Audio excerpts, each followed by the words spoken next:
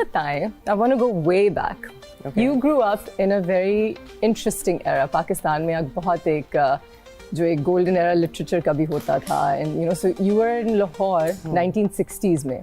What was it like growing up in Lahore उस दौर में? टेक्नोलॉजी भी नहीं थी इतनी और लोग लिखते थे. खैर वो बचपन था. और बचपन मेरा ख्याल है कि सभी लोगों का जिस भी दौर में पल भर रहे हों अच्छा होता है, क्योंकि बचपन की मासूमियत और एक्सपोजर ना होना और एडल्टहुड की प्रॉब्लम्स नहीं होना. तो हमारा भी बचपन ऐसा ही था, बहुत फैमिली ओरिएंटेड, बहुत बड़ी फैमिली और बहुत आना जाना मिलना मिलाना. Happy home. It was a happy home, mashallah. Happy home. तो And what was Lahore like back then? Oh, very progressive. Yeah. Very safe. Okay. कोई ऐसा मुझे नहीं मसला लाहौर में उस वक्त याद. वो 80s में शुरू हुए थे सारे मसले मसाइल और वो बिल्कुल ही जवानी का स्टार्ट ही था जब मसले वो दौर आ गया, वो स्केरी दौर आ गया. was very safe and very happy. Your father was a very progressive writer, especially for his time, Hamid Akhtar साहब. And आपके घर में बहुत जो लिटरेटीज थे उस दौर के, उनका उठना बैठना होता था. And Faiz Faiz used to come to your house. So tell me, वो conversations आपको याद हैं बचपन में थोड़ी बहुत, जो कोई intellectual discussions, you grew up around them? हमारा बचपन था तो बच्चों को तो इजाज़त ही नहीं होती थी उन कमरों में बैठने की. अच्छा. Obviously उन लोगों के अपने बट और उस वक्त तो one takes all these things for granted कि भाई ये जो आ रहे हैं नॉर्मल सी बात है. तो बाद में रियलाइज़ हुआ कि कदर हमने उस वक्त की कि नहीं की, कि कौन लोग थे, क्या जाइंट्स थे वो लिटरेचर के. और फैज साहब तो फिर जिला वतन हो गए थे क्योंकि पॉलिटिकली उनके ऊपर केसेस वगैरह ये वो सब पॉलिटिकल जो भी सीन था.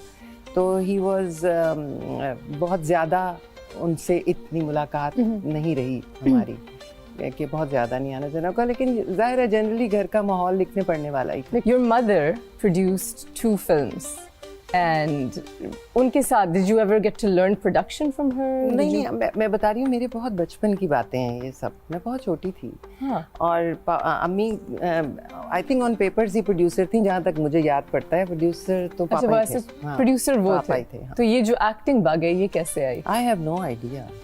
कब शुरू किया? No idea. एक्टिंग कब शुरू की मैंने?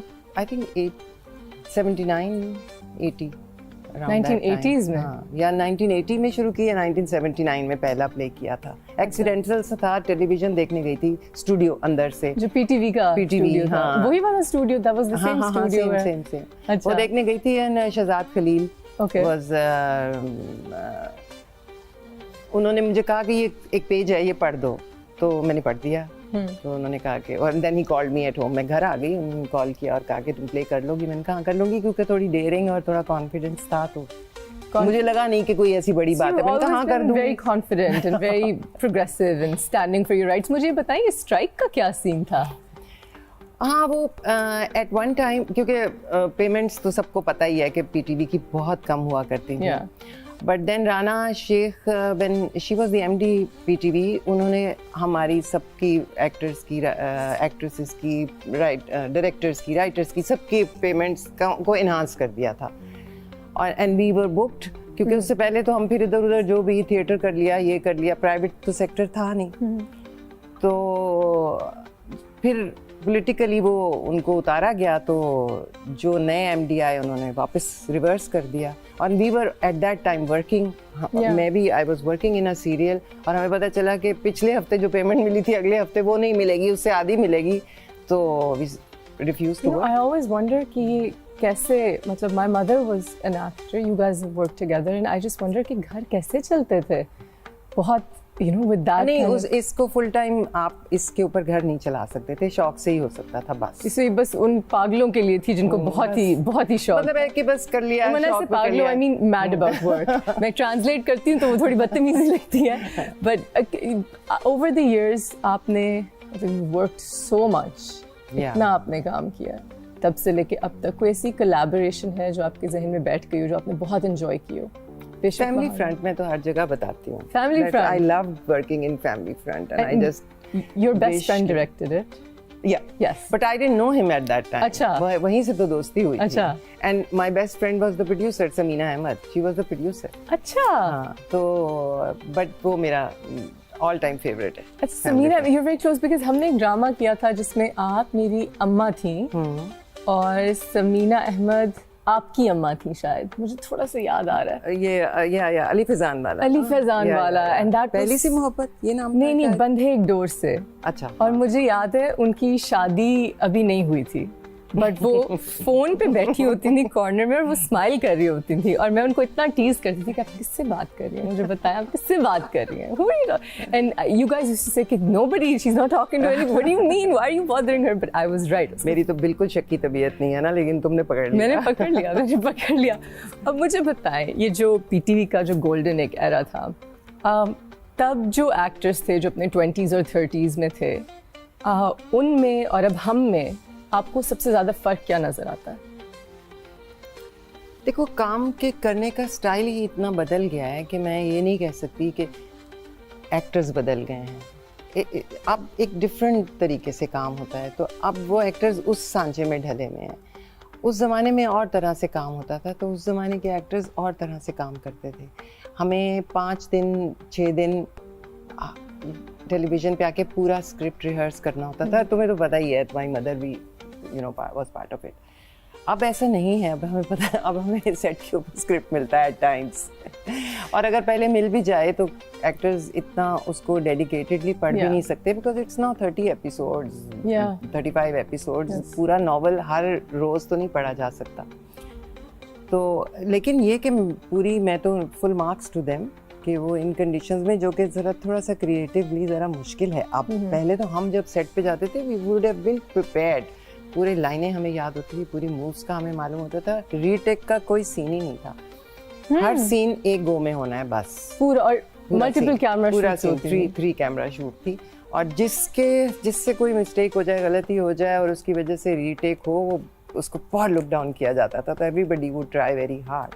वाओ। सो अब सारा इट्स चेंज्ड नाउ, इट्स थोड़ा कंफर्टेबल भी है एक्टर्स के लिए, क्योंकि अगर आप डायलॉग भूल गए हैं तो आप कट करके वहाँ से बोल दें, थोड़ा कंफर्टेबल भी है, लेकिन थोड़ा सा क्रिएटिवली मारती भी है ये बात, क्योंकि फिर आप उस तरह से सीन के अंदर, उस कैरेक्टर के अंदर उस तरह से जाते नहीं हैं। वो कोलैबोरेटिव एफर्ट भी थोड़ी कम हो गई है, क्योंकि वो एक टीम की तरह होता है ना, उस एक्टर ने ये किया, इस एक्टर ने ये किया, उसने ये बात की, इसने ये जवाब दिया, तो वो ज़रा ज़्यादा वो होता है। But full marks to these actors जो इन कंडीशंस में भी बहुत अच्छा काम कर रहे हैं, कोशिश कर लेते हैं, थोड़ी बहुत अच्छा काम कर रहे हैं सब। मुझे बताएं, व्हाट्स इन योर ओपिनियन इस इंडस्ट्री में सक्सेसफुल होने के लिए व्हाट इज नीडेड?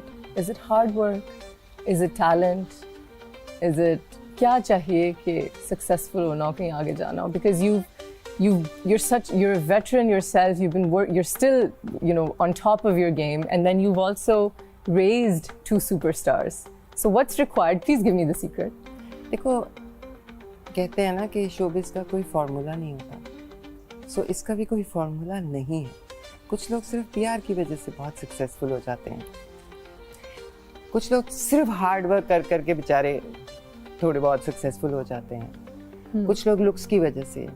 लेकिन एक चीज़ कॉमन है, एक थ्रेड ज़रूर बीच में कॉमन है, वो होना चाहिए, चाहे आप पीआर से कर रहे हैं, चाहे आप हार्ड वर्क की वजह से कर रहे हैं, चाहे आप लुक्स की वजह से कर रहे हैं, वो ये है टैलेंट। टैलेंट होगा तो यू विल सर्वाइव। वो पॉलिश हो सकता है, वो रफ हो सकता है शुरू में, बाद में पॉलिश हो सकता है, लेकिन अगर टैलेंट ही नहीं है तो वो फिर ज़्यादा देर सर्वाइव नहीं कर सकता। I agree. मतलब डू यू थिंक कि जिन लोगों में अगर टैलेंट नहीं है लेकिन वो पढ़ें, मेहनत करें, स्कूल्स जाएं, दे कैन क्रिएट टैलेंट, या फिर you are born with it? इस बारे में वैसे मेरी अपनी एक, ये बुक से, मतलब बाय द बुक नहीं आता ये काम। इवन अगर आप कहें कि सिर्फ एक्टिंग की बात नहीं है, डायरेक्शन, प्रोडक्शन, राइटिंग, ये आपकी टेंडेंसी तो किसी न किसी स्टेज पे, अर्ली स्टेज पे होनी चाहिए, तो ही आपका ब्रेन उस तरह से डेवलप होता है। अगर आप 40 साल की उम्र में सोचेंगे अब आप राइटर बन जाएंगे तो शायद नहीं बन सकेंगे, मुझे लगता है। हाँ, टेंडेंसी हो तो फिर आप पॉलिश उसको कर सकते हैं।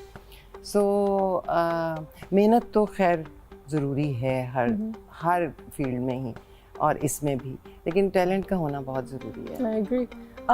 आई एम सो हैप्पी कि आप इस वक्त नूरजहां कर रही हैं, बिकॉज यूजुअली ड्रामे जो हमारे होते हैं दे आर सेंटर्ड अराउंड वही एक्सीडेंटल मैरिज, वही लड़का लड़की, एंड देन फिर जो यू नो उस एज का नहीं है उनके लिए फिर लिमिटेड हो जाते हैं रोल्स। अब ख़ास तौर पे जो it's such an unfortunate thing, because humans exist in all ages and all sizes.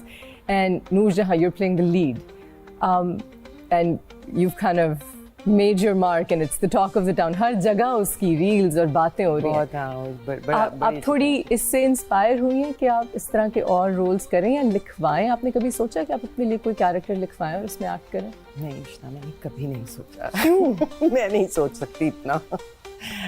It's okay, जो भी रोल है, I'm fine with it. कि आपकी tenacity को, where is the tenacity? Where is the? I think in 40 years ये एक नूर जहाँ आया है, तो फिर तुम सोच लो ना कि ये कितना बैलेंस आउट है. So I don't think so. लेकिन सबा जी आप डायरेक्ट भी करती हैं और आप बहुत अच्छा डायरेक्ट करती हैं, बल्कि आप मेरी फेवरेट डायरेक्टर्स में से हैं. आपने हब्स का एक पहला स्पेल थोड़ा सा डायरेक्ट किया एंड और जैसे आपकी मर्जी आपने डायरेक्ट किया. You direct these incredible dramas and but I've worked with you in Hubs for one spell and you were so much fun to work with और आप इतनी बारीकियां निकालती थी. So अब तो आपके पास एक पूरा प्लेटफॉर्म है कि आप लिखवा भी सकती हैं, डायरेक्ट भी कर सकती हैं. And then you're one of the best actresses that have ever been in this industry ever and we all agree to this. So why not create something from scratch? तो I'm not a good story maker. I'm not. मुझे कहानी नहीं सूझती. अच्छा, मेरे पास लिखी भी आ जाए तो मैं उसमें मीन में निकाल सकती हूँ कि ये नहीं ठीक, इसको यूं कर ले, इसको यूं कर ले. लेकिन पहली लाइन क्या होगी और फिर आखिरी लाइन पे क्या होना है, मैं इतनी शायद क्रिएटिव नहीं हूँ. मुझे सूझती ही नहीं है कोई कहानी. डायरेक्शन में आप आई कैसे? नेचुरली आप इसमें आ गई? एक्सीडेंटल अगेन, जैसे एक्टिंग में मैं एक्सीडेंटल एंट्री थी, इसी तरह डायरेक्शन में भी एक्सीडेंटल एंट्री थी. आई वाज एक्टिंग इन गलती. It was the first serial that I directed. उससे पहले मैंने सिंगल प्लेस डायरेक्ट किए थे, फैमिली फ्रेंड के 2-3 एपिसोड्स डायरेक्ट किए थे. और मोस्टली मेरी डायरेक्टर्स के साथ बहुत गुफ्तगू रहती है. मतलब I am not one of those actors के जो कमरे में बैठ जाएं और आके वो कहें कि यूं कर दो तो यूं कर दिया. उसमें मैं अपना कोई इनपुट अगर दे सकूं या डायरेक्टर सुनने वाला हो तो मुझे मेरी नज़र होती है हर चीज़ पे. कौन किसने क्या पहना है, कि सेट ठीक है कि नहीं ठीक, ये मूव यहाँ से. कभी कभी ये अनोइंग भी होता है. एज अ डायरेक्टर मैं बता रही हूँ कि इतना नहीं बोलना चाहिए एक्टर्स को, और मैं अब अपने आप को रोकती भी हूँ. लेकिन थी थोड़ी सी टेंडेंसी और पता था फ्रेंड्स को सारों को. So when I was doing गलती, सो द